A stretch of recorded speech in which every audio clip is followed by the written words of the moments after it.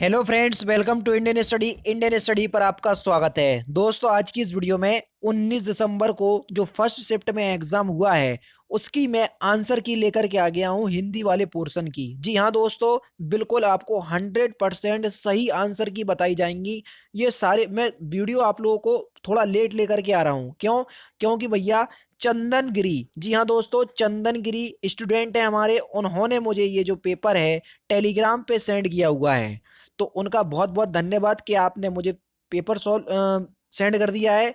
और second shift का जो भी एग्जाम दे करके आए तो प्लीज मुझे सेंड कर दीजिएगा। मैं इसी तरीके से आपको हर शिफ्ट की बिल्कुल ऑथेंटिफिकेशन के साथ आपको सही आंसर की प्रोवाइड करवा दूंगा, ठीक है।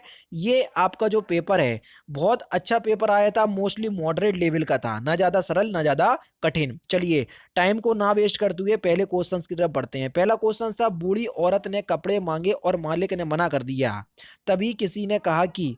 देखो, ये एक मुहावरा है, इसको क्या करना है, पूरा करना है। तो यहां पर आपका जो सही आंसर हो जाएगा वह हो जाएगा ऑप्शन नंबर पहला ऑप्शन, इन तिलों में तेल नहीं। ये होगा नहीं, ये होगा नहीं, घर की मुर्गी दाल बराबर, ये होगा नहीं। तो पहला ही ऑप्शन यहाँ पर आपका बिल्कुल करेक्ट होगा।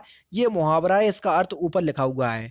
दूसरा क्वेश्चन है, महाजनी शब्द में कौन सा प्रत्यय है। बता चुका हूं, प्रत्यय किसी भी शब्द के पीछे लगाए जाते हैं। और जब ये क्वेश्चन करवाया था तब आपको बताया था कि यहाँ पर बड़ी ही प्रत्यय होगा, छोटी हुई नहीं लगाया है ना। तो कई बच्चों ने गलत किया होगा, तो यहाँ पर दूसरा ऑप्शन बिल्कुल करेक्ट हो जाएगा। नेक्स्ट क्वेश्चन, हिंदी राम काव्य परंपरा के अंतर्गत एक विशिष्ट कृति कौन सी है।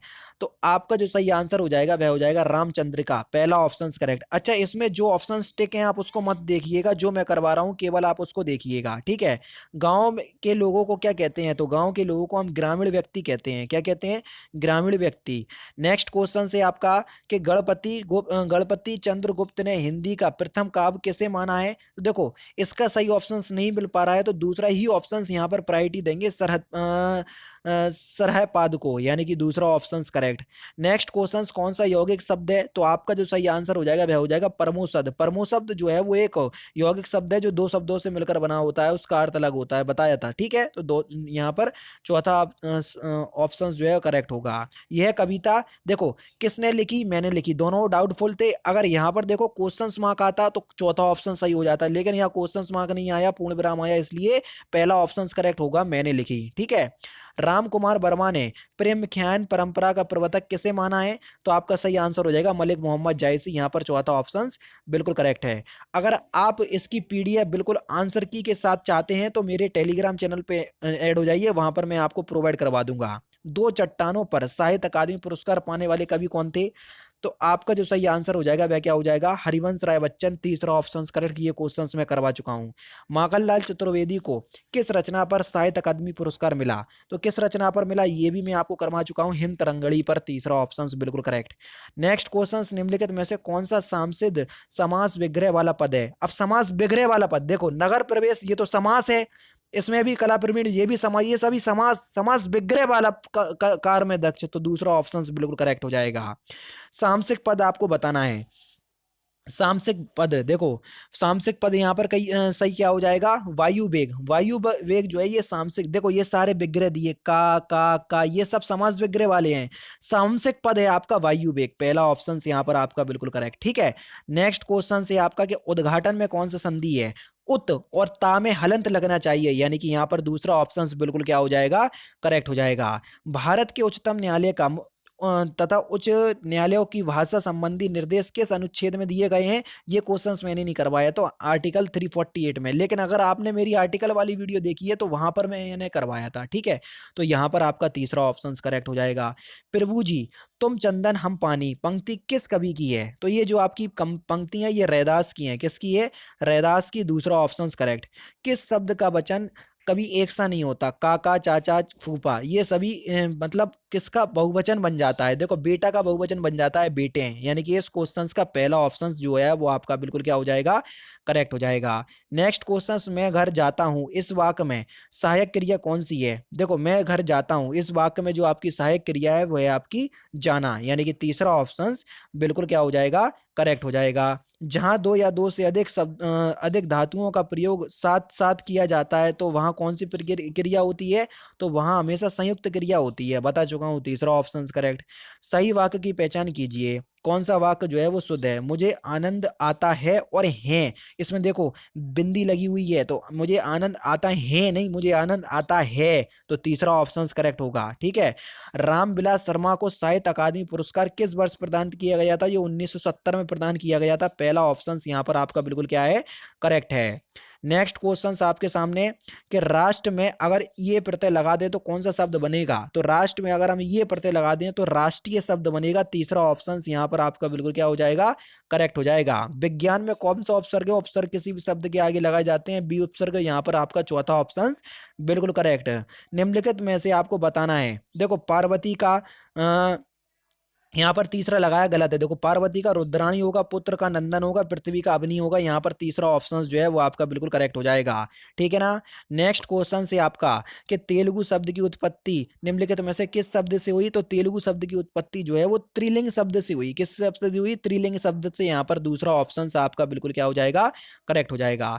अब देखो इसके बाद क्या है, पूरा 25 से लेकर 29 तक गद्यांश आ गया। अब इसको आप आराम से पढ़ना, मैं पीडीएफ प्रोवाइड करवा दूंगा टेलीग्राम पे, उसके आधार पर आप इन क्वेश्चंस का आंसर देना। मैं नहीं करवा रहा क्योंकि यहाँ पर लेट हो जाएंगे, ये तो आप लोगों के लिए बोनस होता है।